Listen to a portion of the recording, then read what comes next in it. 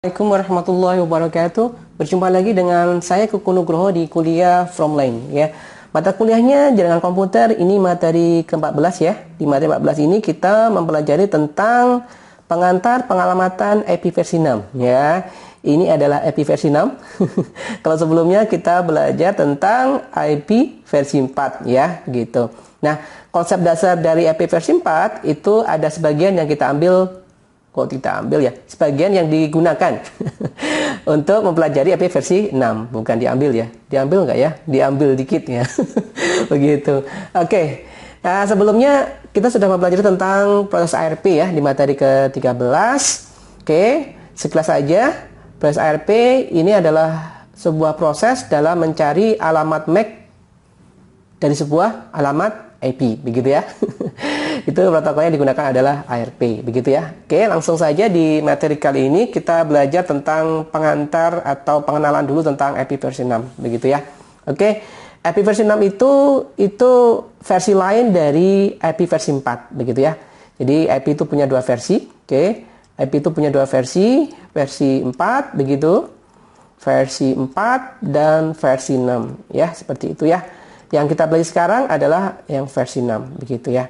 Kemudian IP versi 6 itu dikenalkan di dunia, keren di dunia, dipakai di dunia begitu sekitar tahun 95 begitu. Ini berdasarkan berkas di RFC 883. Oke, 1883. Oke, seperti itu.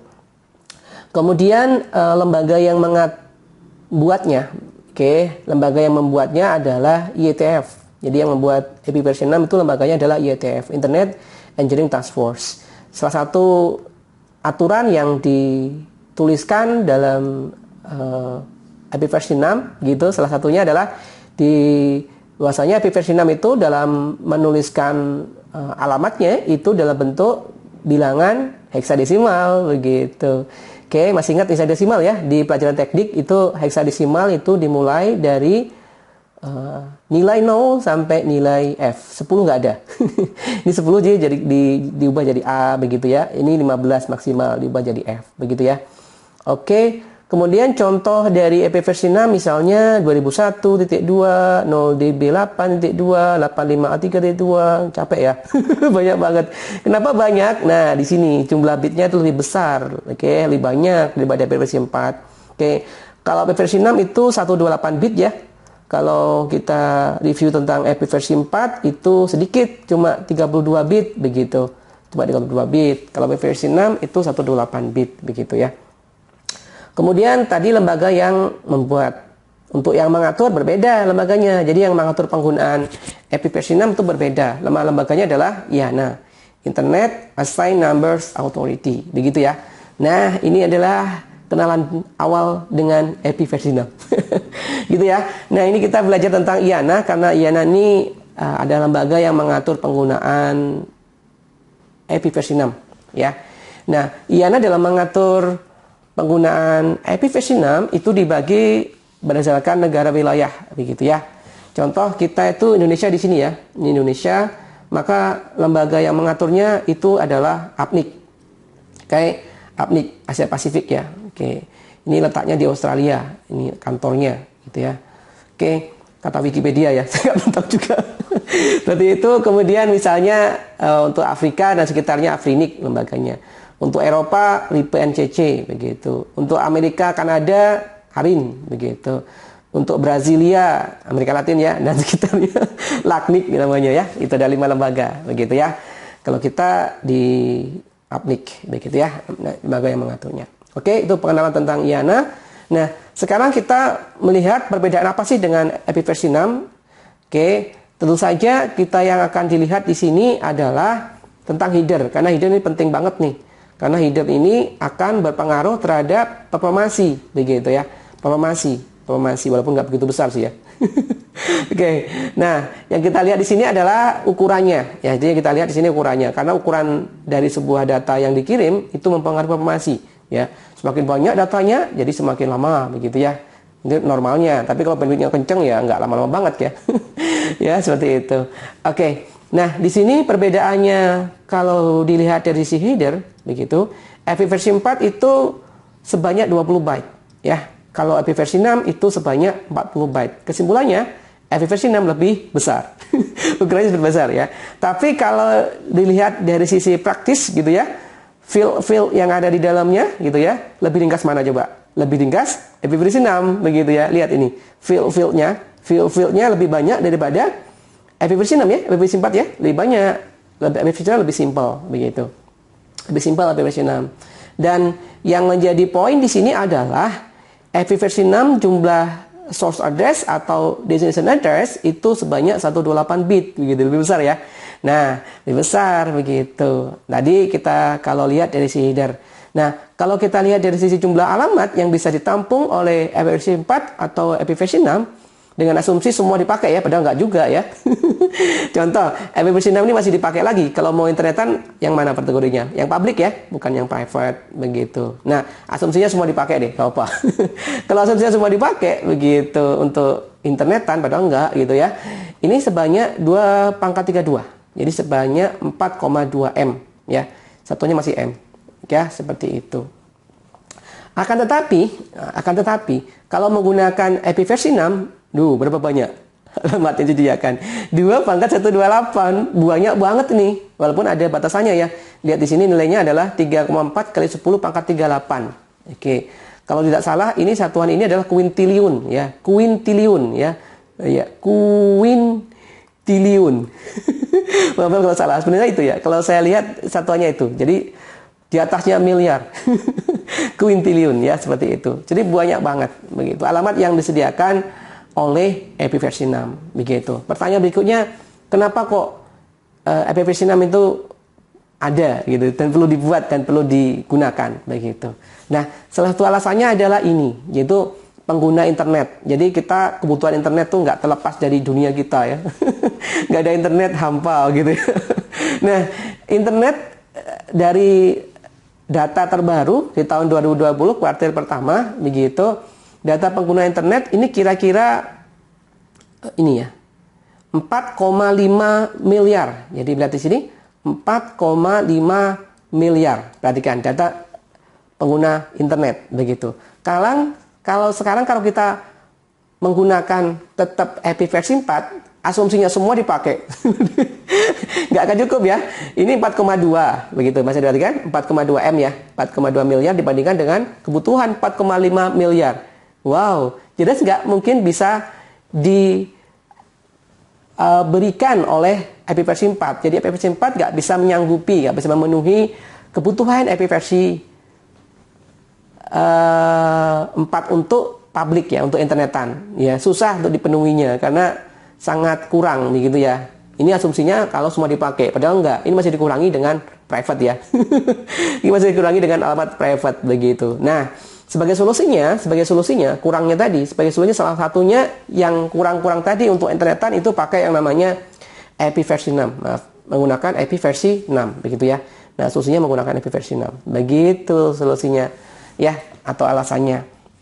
Oke, terus yang kedua yang paling poin penting itu dengan berkembangnya ini ya, tren tentang IoT ya, Internet of Things. Jadi nanti things itu devices, itu semua devices itu akan dikontrol menggunakan jaringan dan tentu saja perlu internet. Kalau perlu internet perlu alamat untuk internetan ya, oke, alamat publik lah seperti itu. Nah, Epi versi 4 sudah nggak bisa, maka muncullah Epi versi 6 begitu ya. Nah, oke, sip ya, itu alasannya. Nah, sekarang kita akan bahas tentang format penulisan Epi versi 6 ya. Format penulisan Epi versi 6 itu dibuat dalam bentuk blok ya, kayak Epi versi 4 ya. Kalau Epi versi 4 itu ada 4 blok ya. Oke, misalnya A, titik B, titik C, titik D. Nah, ini blok. Oke, masing-masing blok dipisahkan dengan tanda titik, begitu ya. Nah, kalau Epi versi 6 itu ada 8 blok begitu, dan masing-masing blok dipisahkan dengan tanda titik 2 atau kolon ya. Ini tanda pemisahnya. Nah, contohnya ini kan belum ya. Langsung aja biar nggak nanggung ya. Kemudian 8 blok ya. Ini lihat ini 8 blok. Benar nggak 8 blok sih?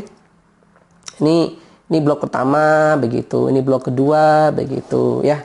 Kemudian ini blok ketiga, ini blok keempat, ini blok kelima, ini blok keenam, blok ketujuh, blok ke-8. Ya, benar 8 blok ya, 8 blok. Oke. Kemudian setiap blok terdiri dari 4 digit. Oke, ini ada 4 di sini. Di sini ada 4. Segini itu 4 ya, 4 digit. Begitu, 4 digit.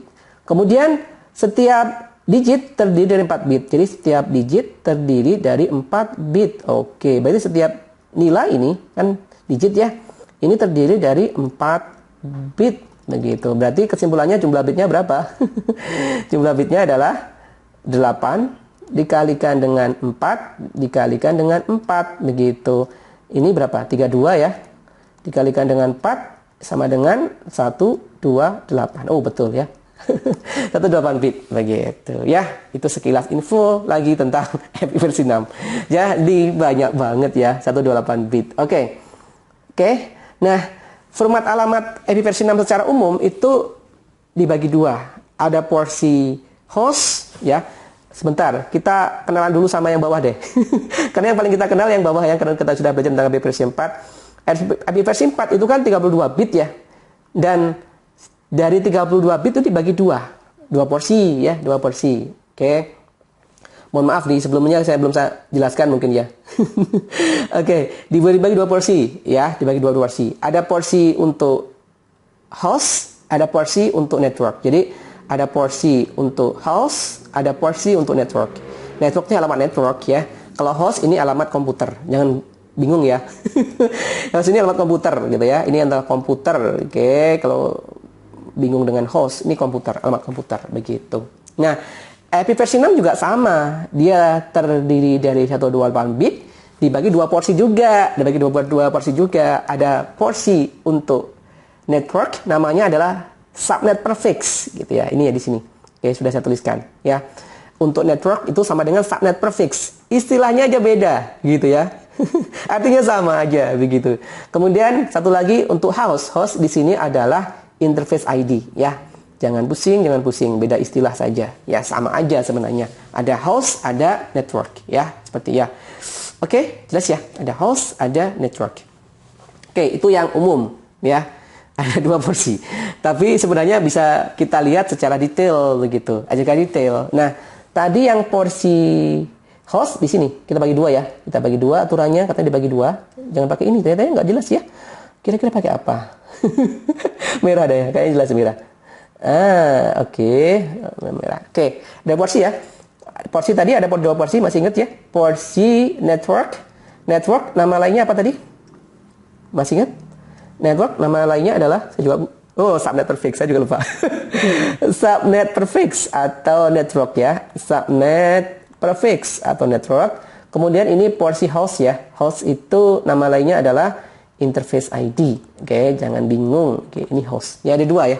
Kemudian untuk subnet prefix atau untuk network ini dibagi 2 lagi. Ada yang global prefix ya, ada yang global prefix. Oke. Ada yang porsi untuk global prefix, ada yang porsi untuk subnet ID. Nah, subnet ID ini itu lebih spesifik ke alamat network itu sendiri, begitu, ya. Aduh, maaf, kenapa kok hilang? Ya, untuk subnet ID adalah network itu sendiri, ya, subnet ID. Nah, kita akan bahas di situ. Untuk global prefix itu dibagi 3 masalah. Oke, kita lihat di sini ya. Oke, kalau kita lihat sekilas itu dibagi 2 sebenarnya antara ada porsi subnet prefix dengan host, yaitu 128 dibagi 2 64 ya, 64 bit 64 bit. 64 bit awal di sini itu untuk porsi subnet prefix. 64 bit berikutnya gitu ya, 64 bit berikutnya di sini 64 ya. Itu untuk interface ID atau host begitu ya. Kemudian dari 64 bit awal itu dipecah menjadi 4 begitu. Untuk 23 bit awal begitu. Oke, itu untuk identity, untuk alamat registry. Registry ini lembaga yang mengatur pengalamatan. Contoh, kalau di kita, di negara Asia itu punya APNIC ya. Contoh seperti itu. Ini kode alamat untuk APNIC misalnya. Oke, wilayah, bukan negara wilayah, maaf. Lembaga yang mengatur pengalamatan masing-masing wilayah. Begitu. Contoh kita adalah APNIC, begitu ya. Oke, kemudian APNIC itu membawai ISP, jadi pengelola internet, begitu ya, seperti itu. Dan kode untuk pengelola internet, kode untuk pengelola internet, tadi untuk APNIC kodenya sebanyak 23 ya. Nah, seperti itu. Kemudian kode untuk pengelola internet atau ISP itu sebanyak, ini kurang ini berapa? 9 ya, benar nggak sih? Benar, 9 ya, 9 bit. Nah, 9 bit ini untuk ISP, kode ISP. Nah, kemudian untuk kode set ini adalah customer. Jadi SP di bawahnya adalah customer. Ini sama dengan customer, pelanggan daripada ISP itu sendiri. Nah, seperti itu. Ini sebanyak 16 ya, seperti itu. Kemudian setelahnya itu kode untuk alamat network masing-masing customer, ini network ya. Network untuk masing-masing customer ini 16 bit begitu ya. Pusing nggak? Belum nggak pusing ya? Nah, ini bisa saya jelaskan seperti ini. Ini hierarkinya ya, hierarkinya. Jadi yang paling awal tadi apa? Registry ya. Yang paling awal adalah registry. Registry ini adalah misalnya adalah APNIC tadi ya. Misalnya adalah APNIC begitu kan. Jadi lembaga yang mengatur pengamatan berdasarkan regionalnya begitu. Dia mempunyai jumlah bit 23. Berarti kode alamat yang diberikan untuk lembaga wilayah yang mengatur pengamatan itu jumlah alamatnya untuk masing-masing wilayah begitu. Untuk semua wilayah maaf, itu sebanyak ini. Jumlah alamat yang disediakan untuk lembaga yang mengatur pengamatan begitu, itu sebanyak 2/23 begitu. Jadi sekitar 88,3 atau 8 juta ya, 8,3 juta. Ini masih juta begitu ya. Kemudian di bawah APNIC itu ada ISP begitu ya. Di bawah APNIC ada ISP. ISP jelas ya. Ini adalah yang mengelola internet ya. Oke, perusahaan yang mengelola internet, ISP begitu. Nah, untuk kode alamat untuk SP itu disediakan alamat sekitar 2/9. Kenapa 2/9? Kan ini 9 ya selisihnya. 32 kurangi 23. Maka jumlah alamat yang bisa disediakan untuk ISP pada masing-masing registry, ingat masing-masing registry ya. Jumlah registry yang bisa disediakan segini. Sebanyak 8,3 juta registry. Kemudian setiap registry itu memberikan jumlah alamat untuk ISP sebanyak 512 karena 2/9 begitu ya. Kemudian di setiap ISP itu menyediakan alamat untuk customer. Jumlah alamatnya ada sekitar 2/16 yaitu sekitar 65.536 alamat begitu. Ini alamatnya semuanya ya. Alamat begitu. Kemudian di bawah customer ada network, oke. Jadi setiap customer itu menyediakan alamat network sebanyak 65.536 alamat juga gitu. Ya, seperti itu.